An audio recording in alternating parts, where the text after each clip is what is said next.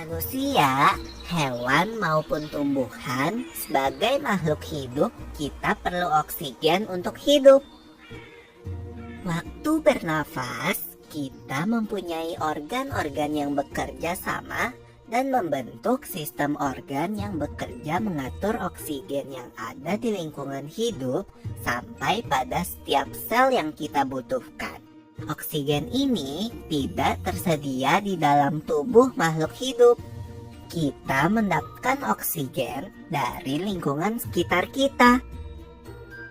Bernafas artinya kegiatan menghirup atau memasukkan oksigen dari lingkungan hidup dan mengeluarkan karbon dioksida dan uap air melalui alat pernafasan kita. Kali ini kita akan mempelajari lebih lanjut tentang organ-organ pernafasan manusia.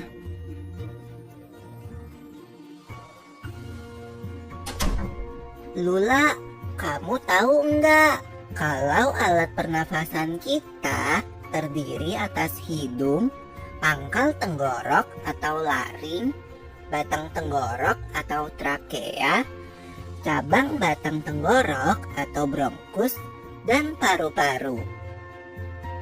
Iya, Pipo. Melalui lubang hidung, udara mendapatkan jalan keluar dan masuk ke dalam tubuh kita. Tapi, selain itu, udara juga dapat keluar masuk melalui mulut loh. Namun, jika kita bernafas menggunakan hidung, akan lebih baik loh, Pipo. Karena terdapat lendir dan rambut-rambut halus. Rambut-rambut halus ini berfungsi untuk menyaring udara yang mengandung debu, kotoran, dan kuman penyakit. Benar sekali, Lula. Selaput lendir berfungsi untuk mengatur suhu udara yang akan masuk ke paru-paru dan mengatur kelembapan udara agar sesuai dengan kelembapan tubuh. Hidung juga jalur yang langsung terhubung dengan alat pernafasan berikutnya, yaitu tenggorokan. Tenggorokan merupakan alat pernafasan manusia yang kedua. Pada tenggorokan terdapat laring atau pangkal tenggorok dan batang tenggorok atau trakea. Pada bagian dalam dinding batang tenggorok terdapat selaput lendir dan rambut-rambut halus yang selalu bergetar yang berfungsi menghalangi benda-benda asing yang akan masuk ke paru-paru. Pernahkah kalian tersedak? Kamu pernah enggak, Lula? Pernah banget, Pipo. Itu kenapa ya, by the way? Tersedak merupakan gerak refleks untuk mengeluarkan kembali benda atau makanan yang masuk ke saluran pernafasan. Oh, aku tahu. Gerak refleks adalah gerak cepat dan otomatis yang menanggapi rangsangan dari luar organ, kan? Iya, Lula.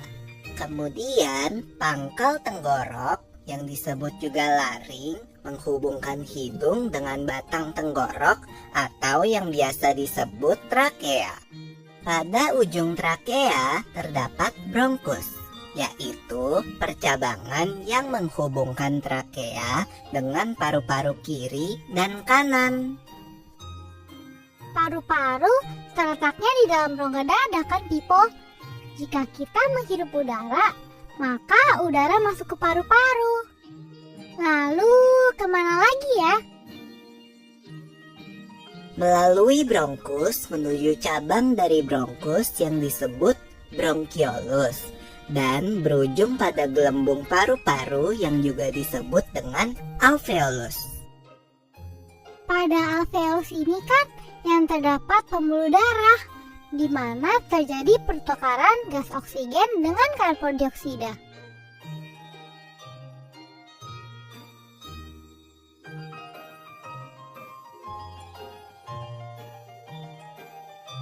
Well, people, tahu gak kalau sistem pernafasan kita terdiri dari dua, kan? Yaitu sistem pernafasan dada yang umum kita lakukan dan juga sistem pernafasan parut.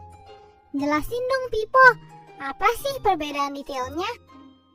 Pernafasan dada terjadi karena gerakan tulang rusuk oleh otot-otot antar rusuk.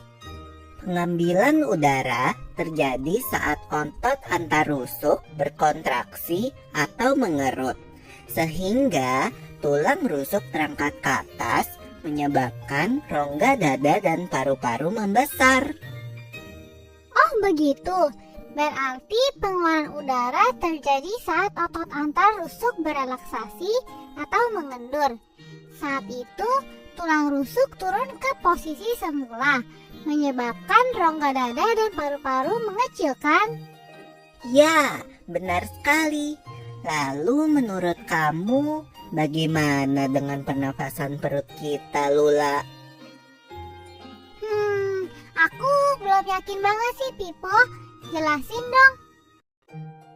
Pernafasan perut terjadi karena gerakan otot diafragma, yaitu sekat yang membatasi antara rongga dada dan rongga perut. Pengambilan udara terjadi saat otot diafragma berkontraksi. Posisi diafragma mendatar menyebabkan rongga dada dan paru-paru membesar. Berarti pengeluaran udara terjadi saat otot diafragma berelaksasi. Posisi diafragma melengkung ke atas, lalu menyebabkan rongga dada dan paru-paru mengecil. You're right, Lula. Lalu, gimana kalau kita sesak nafas karena banyak asap? Itu akan kita bahas lagi dalam video selanjutnya.